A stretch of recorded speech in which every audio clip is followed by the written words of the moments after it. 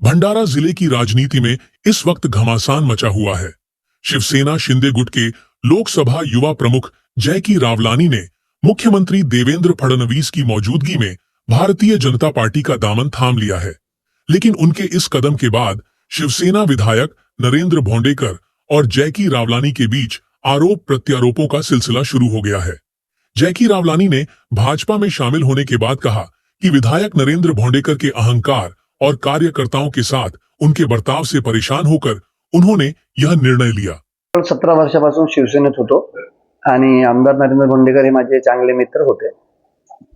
त्यांच्यामुळेच मी शिवसेनेमध्ये होतो। पण आता काही महिन्यांपासून त्यांच्या जो म्हणजे कार्यकर्ता म्हणा किंवा आमच्या सोबत म्हणा जो वागण्याचा रवैया होता, म्हणजे एक अहंकारी प्रवृत्तीचा होता आणि त्यालाच त्रासून मी शेवटी काल भाजपमध्ये प्रवेश घेतला। नगराध्यक्ष हा प्रत्येक कार्यकर्त्याचा अधिकार असतो तिकीट मागणीचा, तो मी केला। पण पार्टी सोडण्याचा विषय तिकीट नाही, पार्टी सोडण्याचा विषय आमदार साहेबांचा अडियल स्वभाव आणि एक हुकुमशाही म्हणजे त्या पार्टीमध्ये त्यांनी केंद्रित केलेली आहे आणि त्या हुकुमशाहीला त्रासूनच मी पार्टी सोडलेली आहे। वहीं विधायक नरेंद्र भोंडेकर ने पलटवार करते हुए कहा कि रावलानी हर चुनाव से पहले पार्टी छोड़ने की बात करते हैं। इस बार भी उन्होंने वही किया, लेकिन भाजपा में जाने पर उन्हें शुभकामनाएं। साथ ही उन्होंने बड़ा सवाल भी खड़ा किया। महसूल मंत्री चंद्रशेखर बावनकुले ने 6 महीने पहले खुद कहा था कि जैकी रावलानी रेत माफिया है, ऐसे लोगों से दूरी बनाए रखें। अब वही रावलानी भाजपा में शामिल हो गए। क्या भाजपा की वॉशिंग मशीन में वो साफ हो गए हैं? आणि प्रत्येकाच्या निवडणूक आले की ह्या येणं जाणं चालत असतात, परंतु जॅकीचा हा पहिल्यांदा नाही आहे। प्रत्येक निवडणुकीचे 6 महिने आधी हे 5व्यांदा 6व्यांदा आहे हा विषय। आणि मी स्वतःच त्यांना मी म्हणायचं का बा तुम्हाला कधी नानासोबत राहायचा, कधी परिणिजीसोबत राहायचा, वेगवेगळ्या नेत्यासोबत त्यांचा कल दिसायचा, कधी राष्ट्रवादीसोबत जायचा। तर मी त्यांना सल्ला दिलं होतं की भाई हे असं करण्यापेक्षा एखाद्या नेत्याकडे कायमस्वरूपी चालले जा, जेणेकरून कन्फ्युजन निर्माण व्हायला नाही पाहिजे। मधल्या काही जसं आपल्या आता मीडियाच्या माध्यमातून दिसलं की मग 2-4-5 महिन्यापासून काही थोडंसं माझ्याने त्यांचा पटत नव्हतं। याचं कारण होतं की मधल्या काळामध्ये बावनकुळे साहेबांची वसुली करण्यासाठी यांचा एक काहीतरी संभ्रम झाला होता किंवा व्हिडिओ काहीतरी आला होता आणि हे मग यांना काहीतरी पोलीस अटॅक करणार होते, ते हे माझ्याकडे आलेत। यांना मी बावनकुळे साहेबांकडे घेऊन गेलो होतो आणि बावनकुळे साहेबांनी मला स्पष्ट सांगितलं होतं की अशा फालतू जे आहेत रेती माफिया यांच्यापासून सावध राहा।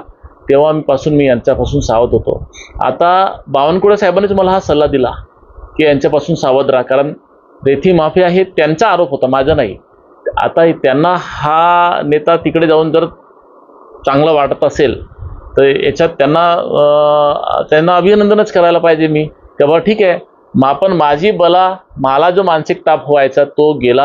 आता तो जिथे आहे तिथे सुखरूप राहायला पाहिजे, चांगला राहायला पाहिजे। आणि मी बावनकुळे साहेबांना म्हणतो की साहेब तुम्ही दिलेला सल्ला मी तर स्वीकारलेला आहे, पण आता तुम्ही त्याला कसं सांभाळते ते तुम्ही बघावा। कुठली अहंकारी, आम्ही परिवारी मध्ये सोबत राहतो। माझ्याकडे 20-20 वर्षापासून आहेत, ते पण माझ्याकडे 16-17 वर्षापासून माझ्याकडे होते। अहंकारी असतं तर पहिल्याच वर्षात काढलं असतं ना त्याला। अहंकारी असते तर इतके दिवस सांभाळलं नसतं। मी हा 5व्या-6व्यांदा त्याला सांभाळलेला आहे। त्यावेळेस माझ्या विधानसभेच्या वेळेस पण माझ्या विरोधकांसोबत त्यांनी सेटिंग केली होती, त्यावेळेस पण मी त्याला सांभाळलं। सगळ्यांनाच माहिती आहे हे। त्याच्या तुम्ही फेसबुक बघा, प्रत्येक निवडणुकीच्या आधी 6 महिन्या वर्षभरामध्ये त्याचा काहीतरी असं उलट व्हायचा। त्यांच्या परिवारामध्ये विचारा, त्यांच्या परिवाराच्या पण लोकांना मी सांगितलेलं आहे, सांभाळलेलं आहे। त्यांच्या परिवाराच्या मधून पण मला विचारायत होते।